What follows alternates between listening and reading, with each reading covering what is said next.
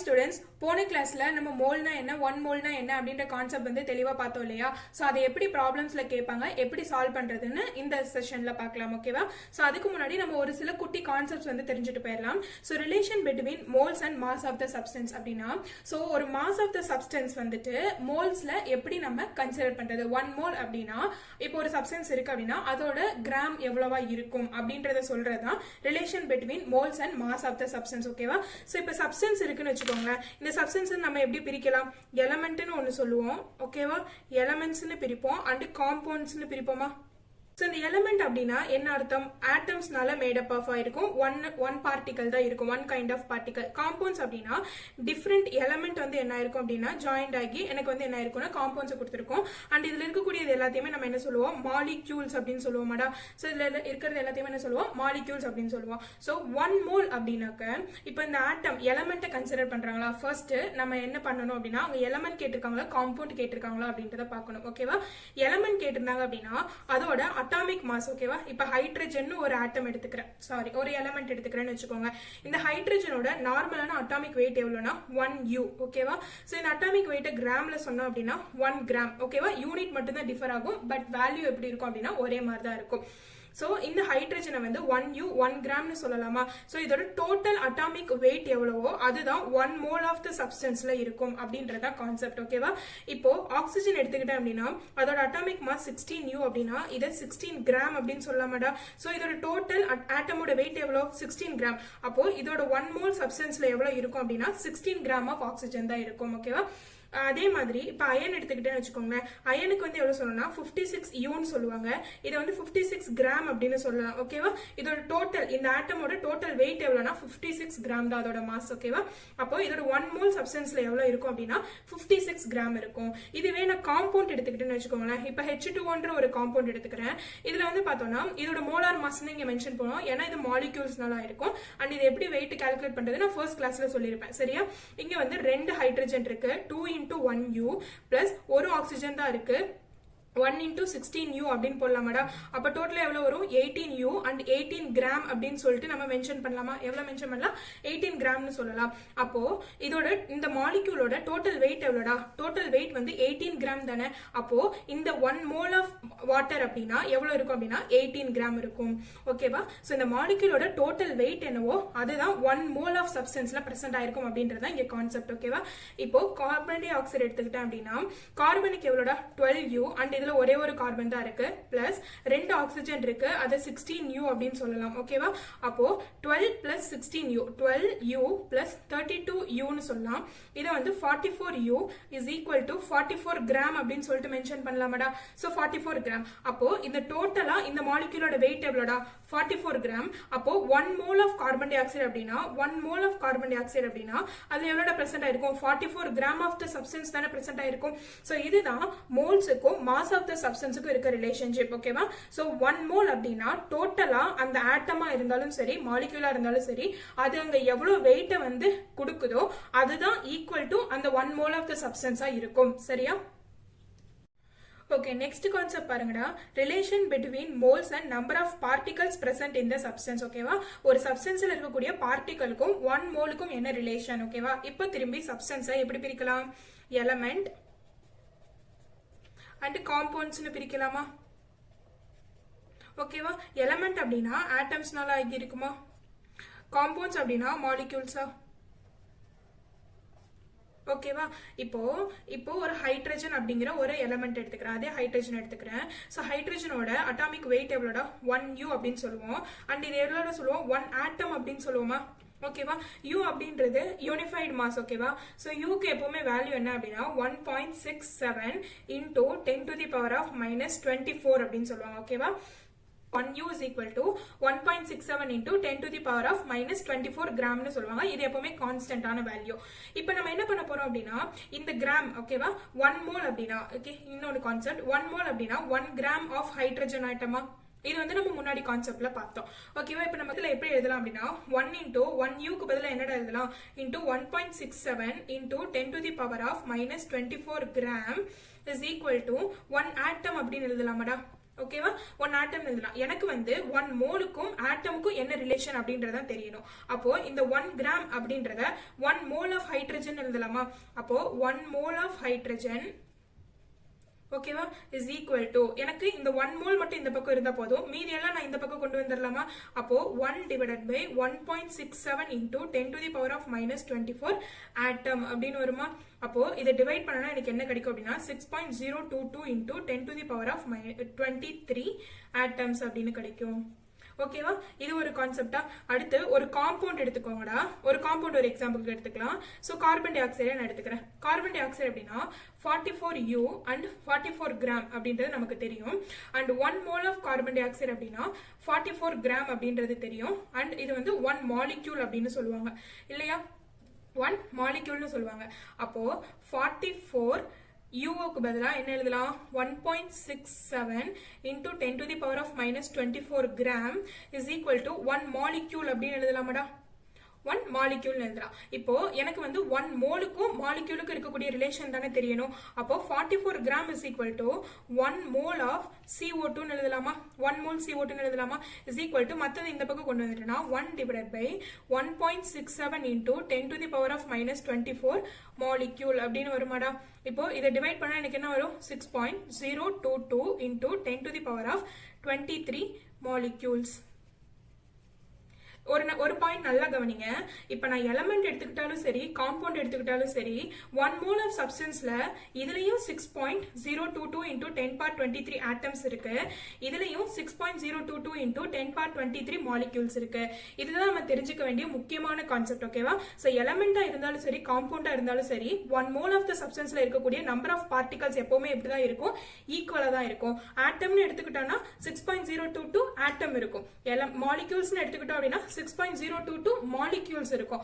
Ions எடுத்துக்கிட்டோம் அப்படின்னா 6.022 ions இருக்கும். இதுதான் relation between moles and number of particles present in the substance. ஓகேவா, சோ இதுக்கு முன்னாடி கான்செப்ட் எல்லாமே மோலுக்கும் மாஸ் ஆஃப் த சப்ஸ்டன்ஸ்க்கும் என்ன ரிலேஷன் அண்ட் 1 மோல் வந்து நம்பர் ஆஃப் பார்ட்டிகல்ஸ்ல எப்படி சொல்லுவோம் இதெல்லாம் பார்த்தோம்டா. அதுவே ஒரு கேஸ் இருக்கு அப்படின்னா 1 மோல் ஆஃப் த சப்ஸ்டன்ஸ் அப்படின்னா எவ்வளவு வால்யூம் ஆஃப் த கேஸ் வரும் அப்படின்றதா. இப்போ வந்து நான் வந்து H2 கேஸ் எடுத்துக்கிறேன், O2 அண்ட் CO2 ஆர்கான், ஓகேவா, இந்த மாதிரி கேஸ் எடுத்துக்கிறேன். இது எல்லாமே ஸ்டாண்டர்ட் டெம்பரேச்சர் அண்ட் பிரஷர்ல இருக்கு. ஸ்டாண்டர்ட் டெம்பரேச்சர் அண்ட் பிரஷர் அப்படின்னா டெம்பரேச்சர் எவ்வளவு இருக்கும் அப்படின்னா 273.15 கெல்வினா இருக்கும்டா. அண்ட் பிரஷர் எவ்வளவு இருக்கும் அப்படின்னாக்க 1 அட்மாஸ்பியரா இருக்கும். ஓகேவா, இந்த லா வந்து எப்ப அப்ளிகபிள் அப்படின்னாக்க only standard temperature and pressure வந்தா மட்டும்தான் இதை நம்ம கன்சிடர் பண்ணிக்க முடியும். So standard temperature and pressure வரல அப்படின்னா இதை நம்ம கன்சிடர் பண்ணிக்க முடியாது. இப்போ எனக்கு 1 mole of carbon dioxide எடுத்துக்கிறேன்னா 1 mole of carbon dioxide ஓகேவா, CO2 அப்படின்னா 44 கிராம் இருக்குமாடா. அதோட வால்யூம் எவ்வளவு இருக்கும் அப்படின்னா 22.4 லிட்டர் அண்ட் 22400 மில்லி லிட்டர் அப்படின்றதா concept. When standard temperature and பிரஷர்ல இருந்துச்சு அப்படின்னா எப்பவுமே ஒரு கேஸோட வால்யூம் 1 மோல் ஆஃப் சப்ஸ்டன்ஸ் எடுத்துக்கும் போது 22.4 லிட்டர் வரும். ஓகே, மில்லி லிட்டர்ல எடுத்துக்கும் போது 22,400 மில்லி லிட்டர் வரும். இது வந்து ஒரு முக்கியமான கான்செப்ட். ஓகேவா, நான் சம் போடும்போது எப்படி அப்ளை பண்றதுன்னு சொல்றேன் இது. ஓகேவா, இது வந்து நம்ம நம்பர் ஆஃப் மோல்ஸ் கண்டுபிடிக்கிறதுக்கு யூஸ் பண்ற குட்டி ஃபார்முலாஸ். ஓகேவா, இப்ப நம்பர் ஆஃப் மோல்ஸ் வந்து வெயிட் ஆஃப் த சப்ஸ்டன்ஸ் கொடுத்துட்டாங்க அப்படின்னா அதை வச்சு எப்படி நம்பர் ஆஃப் மோல்ஸ் ஃபைண்ட் பண்றது. இப் சப்போஸ் வால்யூம் லிட்டர்ல கொடுத்துட்டாங்க அப்படின்னா அதை வச்சு எப்படி நம்பர் ஆஃப் மோல்ஸ் ஃபைண்ட் பண்றது. அண்ட் நம்பர் ஆஃப் பார்ட்டிகல்ஸ் கொடுத்திருந்தாங்க அப்படின்னா அதுல இருந்து எப்படி நம்பர் ஆஃப் மோல்ஸ் ஃபைண்ட் பண்றது. இந்த ஃபார்முலாஸ் நோட் பண்ணிக்கோங்க. நான் சம்ஸ் போடும்போது எப்படி யூஸ் பண்றதுன்னு சொல்றேன். ஓகேயா, ஓகே, இப்போ நம்ம நல்லா பார்த்துட்டோம் இல்லையா. 1 மோல் ஆஃப் சப்ஸ்டன்ஸ் அப்படின்னா அதுல எவ்வளவு மாஸ் இருக்கும், 1 மோல் ஆஃப் சப்ஸ்டன்ஸ் அப்படின்னா அதுல எவ்வளவு நம்பர் ஆஃப் பார்ட்டிகல்ஸ் இருக்கும், அண்ட் 1 கேஸ் அப்படின்னா 1 மோல் ஆஃப் கேஸ் அப்படின்னா எவ்வளவு வால்யூம் இருக்கும் அப்படின்றதெல்லாம் தெளிவா பார்த்துட்டோம் இல்லையா. இப்போ எப்படி क्वेश्चन கேட்பாங்க அப்படின்றத பார்க்கலாம். இந்த ஃபர்ஸ்ட் क्वेश्चन பாருங்க, calculate number of atoms in each of the following samples அப்படின்னு கேட்டிருக்காங்க. ஃபர்ஸ்ட் என்ன சொல்றாங்க அப்படின்னா 1600 கிராம் ஆஃப் ஆக்சிஜன் அப்படின்றத கொடுத்துட்டாங்க. சோ இங்க வந்து கிராம் கொடுத்திருக்காங்க அண்ட் ஆட்டம்ஸ் கேட்டிருக்காங்க. அப்ப இது கண்டிப்பா என்னதான், எலிமெண்ட் தான். ஓகே, எலிமெண்ட் தான் கொடுத்திருக்காங்க. அண்ட் ஒன் திங், எப்பவுமே நீங்க சம் யூஸ் போடும்போது ஃபர்ஸ்ட் ஆக்சிஜனுக்கு எனக்கு என்ன கான்ஸ்டன்ட் வேல்யூ தெரியும்னு ஃபர்ஸ்ட் பார்க்கணும். சோ ஆக்சிஜனை பொறுத்த வரைக்கும் உங்களுக்கு என்ன தெரியும் அப்படின்னா இது வந்து 16 யூன்றது தெரியும் அண்ட் 16 கிராம்ன்றது தெரியும் அண்ட் இந்த 16 கிராம் சேர்ந்தா 1 மோல் அப்படின்றது தெரியும் உங்களுக்கு. அப்படிதானடா. இப்போ இங்க என்ன கேட்டிருக்காங்க அப்படின்னா ஆட்டமுக்கும் கிராமுக்கும் இருக்கக்கூடிய ரிலேஷன்ஷிப். அதே மாதிரி இது எல்லாமே இஸ் ஈக்குவல் டு 1 ஆட்டம் அப்படின்றது உங்களுக்கு தெரியுமா? ஓகேவா? இப்போ பாருங்க, இங்க கிராம்ல கொடுத்திருக்காங்க. இந்த கிராமையும் நம்பர் ஆஃப் ஆட்டம்ஸ் தானே ரிலேட் பண்ணிருக்காங்க. அப்ப ஸ்டாண்டர்ட் வேல்யூல பாருங்க 16 கிராம் ஆட்டம், இது ரெண்டையும் நம்ம ரிலேட் பண்ணணும். ஓகேவா? அப்போ 16 கிராம் அப்படின்னாக்க எவ்வளவு ஆட்டம்? 1 ஆட்டம். அப்போ 1600 கிராம் அப்படின்னாக்க எவ்வளவு ஆட்டம்ஸ் வரும்? இதுதானடா. சோ இந்த மெத்தடுக்கு பேர் என்ன சொல்லுவாங்கன்னா யூனிட்டரி மெத்தட் அப்படின்னு சொல்லுவாங்க. ஓகேவா? ஃபார் எக்ஸாம்பிள் இப்போ 5 ரூபீஸ்க்கு வந்து எனக்கு 10 சாக்லேட்ஸ் கிடைக்குது அப்படின்னா 10 ரூபீஸ்க்கு எத்தனை சாக்லேட்ஸ் கிடைக்கும் அப்படின்ற மாதிரி. அப்ப நம்ம என்ன பண்ணலாம்? கிராஸ் மல்டிபிளிகேஷன் பண்ணுவாங்க. இதை இதோடையும் கிராஸ் மல்டிபிளிகேஷன் பண்ணும்போது x into 5 is equal to 10 into 10. அப்ப இந்த x எனக்கு வேணும்னா x இந்த சைடு வச்சுட்டு இந்த 5 இந்த பக்கம் கொண்டுட்டு போய் சால்வ் பண்ணி கண்டுபிடிப்பாங்க. இதுக்கு பேர் என்னன்னா யூனிட்டரி மெத்தட் அப்படின்னு சொல்லுவாங்க. அதே மெத்தட் தான் நீங்க ஃபாலோ பண்ண போறேன். 16 கிராம் ஆஃப் ஆக்சிஜன்னா 1 ஆட்டம். அப்போ 1600 கிராம்ல எத்தனை ஆட்டம்ஸ் இருக்கும்? இப்போ இத கிராஸ் மல்டிப்ளிகேஷன் பண்ணலாமாடா? அப்ப x into 16 is equal to 1600 into 1. ஓகேவா? அப்ப x தான் எனக்கு வேணும். x is equal to 1600 divided by 16. அப்போ x is equal to எவ்வளோடா? 100 ஆட்டம். ஓகேவா?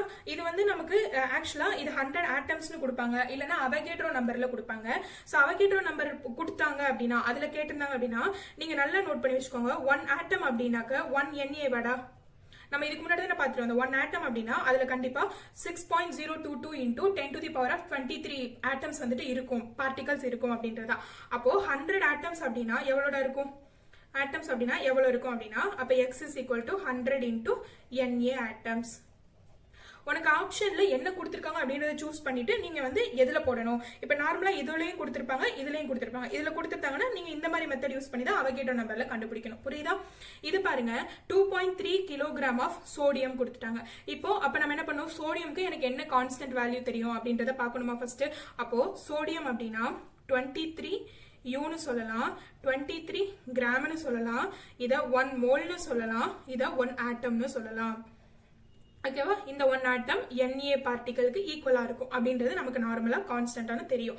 இப்போ இங்க என்ன கொடுத்திருக்காங்க? எனக்கு வந்து கிராமுக்கும் ஆட்டமுக்கும் இருக்கக்கூடிய ரிலேஷன் தான் தெரியும். ஆனா எனக்கு क्वेश्चन என்ன கொடுத்திருக்காங்க? கிலோகிராம் கொடுத்திருக்காங்க. அப்ப நம்ம என்ன பண்ணணும்? இத கிராமுக்கு கன்வெர்ட் பண்ணணும். அப்போ 2.3 கிலோகிராம் அப்படின்னா என்ன வரும்? 2.3 into 10 to the power 3 கிராம்னு மாத்திக்கலாமாடா? இப்ப நான் அதை கிராமுக்கு மாத்திட்டேன். இப்போ இந்த கிராமையும் ஆட்டமையும் என்னால ரிலேட் பண்ண முடியுமா? ஓகே. இப்போ 23 கிராம் அப்படின்றதுக்கு எவ்வளவு ஆட்டம்டா? 1 ஆட்டம். அப்போ 2.3 into 10 to the power of 3 கிராமுக்கு எவ்வளவு ஆட்டம் இருக்கும்? ஓகேவா?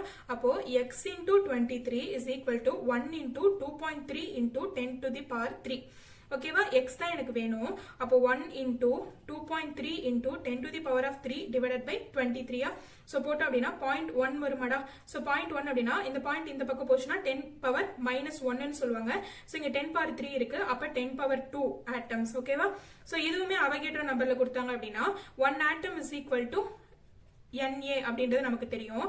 அப்ப 10 power 2 ஆட்டம்ஸ் எவ்வளோடா? ஃபைண்ட் பண்ணுமா? அப்ப x into 1 is equal to 10 power 2 into Na atoms. அப்போ x is equal to 10 power 2 into Na atoms. So நீங்க ஃபர்ஸ்ட் ஆப்ஷனை பாருங்க.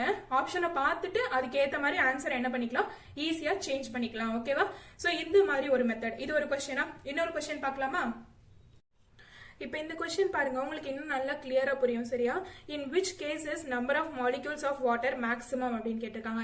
இது வந்து ஒரு previous year question. சரியா? இப்போ ஃபர்ஸ்ட் ஆப்ஷன் என்ன கொடுத்திருக்காங்கன்னா 18 milliliter of water, second one வந்து பார்த்தோம்னா 0.18 gram of water and 10 power minus 3 mole of water and 0.0024 liter of water at STP அப்படின்னு கொடுத்துட்டாங்க. ஓகேவா? நம்ம இதை பார்த்த உடனே என்ன பண்ணுவோம்? நான் ஒரு ஃபார்முலா காமிச்சேன் இல்லையா? number of moles is equal to volume in liter 22.4 அப்படின்னு சொல்லிட்டு அந்த ஃபார்முலால போட ஆரம்பிச்சிருவோம். பட் கிடையாது. இது எப்போ வேலிட் அப்படின்னா STPன்னு கண்டிஷன் கொடுத்தா மட்டும்தான் இந்த ஃபார்முலா வந்து வேலிடா இருக்கும். சரியா? சோ இல்லனா நம்ம என்ன பண்ணோம் அப்படின்னா சோ இதுக்கு வேற ஏதாவது வழி இருக்கா அப்படின்றத யோசிக்கணும். So 18 milliliter of water. First வாட்டரோட கான்ஸ்டன்ட் ரிலேஷன் நம்ம எழுத போறோம். சரியா? வாட்டர் வந்து எப்படி சொல்லலாம்? 18 யூன்னு சொல்லலாம், 18 கிராம்னு சொல்லலாம். இதை வந்து Na மாலிக்யூல்ஸ் இதுல இருக்குன்னு சொல்லலாம். அண்ட் இதுல வந்து பார்த்தோம் அப்படின்னா இதெல்லாம் சேர்த்து 1 mole ஆஃப் சப்ஸ்டன்ஸ் அப்படின்னு கூட சொல்லலாம் இல்லையா. இப்போ 18 மில்லி லிட்டருக்கும் அண்ட் எனக்கு மாலிக்யூல்ஸுக்கும் ரிலேஷனே கிடையாதுடா. அப்ப இது வேற ஏதாவது சேஞ்ச் பண்ண முடியுமா, ஒன்னா கிராம்லயோ யூலயோ கொண்டு வர முடியுமான்னு பார்க்கணும். அப்போ இதுக்கு இன்னொரு ஃபார்முலா நம்ம எடுத்துக்கலாம். Density is equal to mass by volume அப்படின்னு நமக்கு தெரியுமா. ஸோ வால்யூம் இங்க கொடுத்துருக்காங்க. வாட்டரோட டென்சிட்டி நம்மளுக்கு நல்லாவே தெரியும் 1 கிராம் பர் மில்லி லிட்டர் இல்லையா. இது வந்து கான்ஸ்டன்டான வேல்யூ தானே.